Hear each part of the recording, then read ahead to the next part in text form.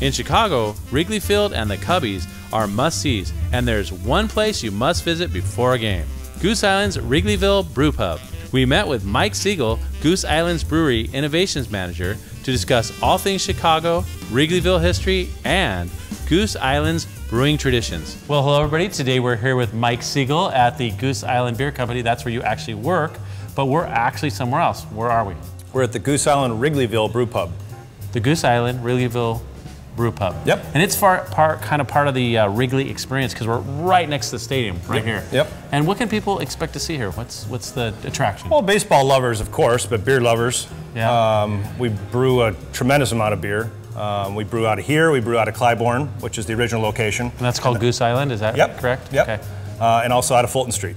Giving you a little history, Clybourne was the original Goose Island location. That goes back to 1988. Okay. 1995 is where they decided to bottle and keg. So opened up a larger plant, a production facility. And then 1999 is when the Wrigleyville Brew Pub opened up. Being that you're the brewer, I mean, what are some of your favorite beers? So we put out a pretty broad portfolio. We make a beer for every type of occasion, really. I think 32 different releases last year. Wow, that's a lot. Brewers tend to gravitate, since we're exposed to beer day in, day out, all day, we tend to gravitate to a little bit more of a sessionable beer.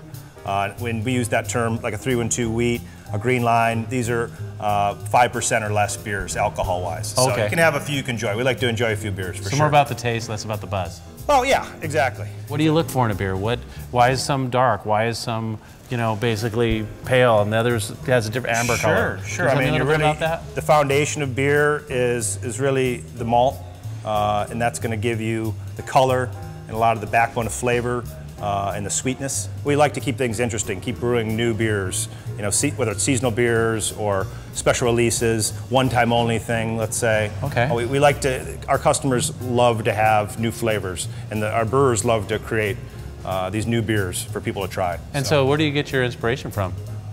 I think sitting around drinking beer, we imagine other beers. Okay, there you go. I mean, that's the token answer, but honestly, inspiration can happen anytime. Seems like a lot of things in Chicago, a lot of the food scene, the brew scene, just the entertainment, it's really expanding and growing Absolutely. right now.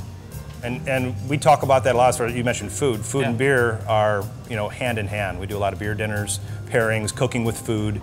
Let's do a 5-course meal and pair each course with another one of our beers. Wow. Highlight certain citrusy flavors or caramely flavors or roasty flavors, or it can really go in any direction. Well, Mike, this place has been around for a while. I mean, it just didn't start out as what it is today. Sure. Can you tell me a little bit about the origins of this building and this facility? Yeah, this building's 100 years old. It was owned by the Wigman family, who also owned the Cubs 100 years ago. Okay, so before it was Wrigley, it was Wigman. Yeah, it was Wigman's Park. Okay. So this was the Wigman Restaurant and Brewery 100 years ago, and you actually see the letters WP as you come in. Wigman Park as you walk in. What about the brewery in Goose Island? How did that all get started? Tell me the history of that. Sure. John Hall is our founder, 1988.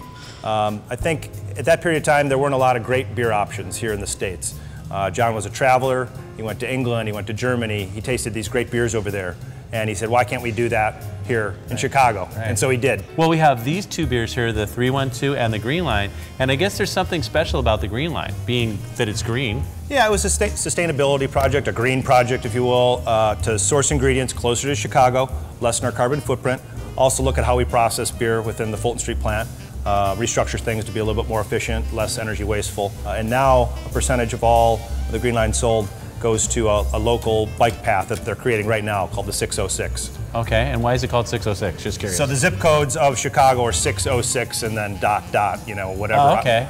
I live in 60618, the brewery at Fulton Street 60612, so it's kind of connecting various zip codes in the area. Right on. Yeah. So it's good, you're giving back to the community. Yeah. Love that. Yeah. Well, Mike, thanks for having us here. I mean, this is part of what people need to experience when they come to Chicago, because it is part of the Wrigley experience and the Chicago experience. And being in a different neighborhood, you're out of the big city, you're over here in the suburbs, or I guess the neighborhoods we'd call it, and you get to experience a whole different feel of Chicago. Yeah, absolutely. And then if you're into beer, this is the place to come, right? It's the place to be, absolutely. Thanks so much, Mike. Yeah, thank you. Appreciate it. Yeah. And thanks so much to you, and until next time, just remember to enjoy.